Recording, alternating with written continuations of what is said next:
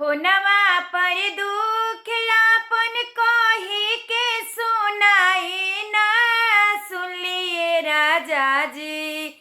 फोनवा पर दुख आपन कही के सुनाई ना, सुन लिए राजा जी।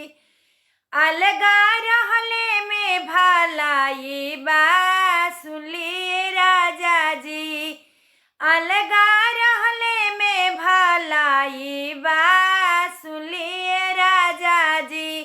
फोनवा पर दुख आपन कही के सुनाई ना, सुन लिए राजा जी। अलगा रहले में भलाई बा, सुन लिए राजा जी। अलगा रहले में भलाई बा, सुन लिए राजा जी। कैसे कटी भाभी राउर मुहावा बनावेली, कैसे कटी भाभी राउर मुहावा बनावेली। जाई जाई गाँव घर में हमरे दुखवा गावेली, जाई जाई गाँव घर में हमरे दुखवा गावेली। सहकल बा मन उनकर सास के ढिलाई बा, सुन लिए राजा जी। सहकल बा मन उनकर सास के ढिलाई बा, सुन लिए राजा जी। अलगा रहले में भलाई बा, सुन लिए राजा जी। अलगा रहले में भलाई बा, सुन लिए राजा जी।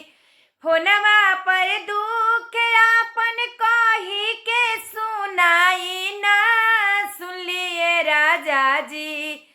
अलगा रहले में भलाई बा, सुन लिए राजा जी।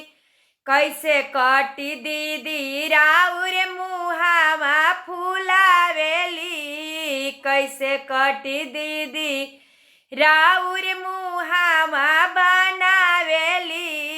जाई जाई गाँव घर में हमरे दुखवा गावेली, जाई जाई गाँव घर में हमरे दुखवा गावेली। सहकल बा मन उनकर राउरे ढिलाई बा, सुन लिए राजा जी। सहकल बा मन उनकर राउर ढिलाई बा, सुन लिए राजा जी। बतिया सुन लिए राजा जी। अलगा रहले में भलाई बा, सुन लिए राजा जी। अलगा रहले में भलाई बा, सुन लिए राजा जी। कैसे कटी माई राउर मुहावा फुलावेली, कैसे कटी माई राउर मुहावा बनावेली।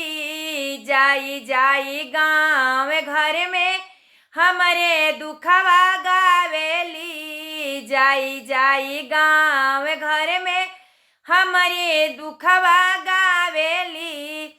सहकल बा मन उनकर सासुर के ढिलाई बा, सुन लिए राजा जी।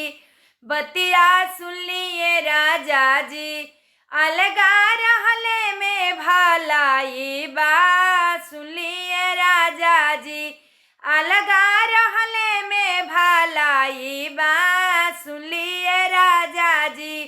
फोनवा पर दुख आपन कही के सुनाई ना, सुन लिए राजा जी। अलगा रहले में भलाई बा, सुन लिए राजा जी।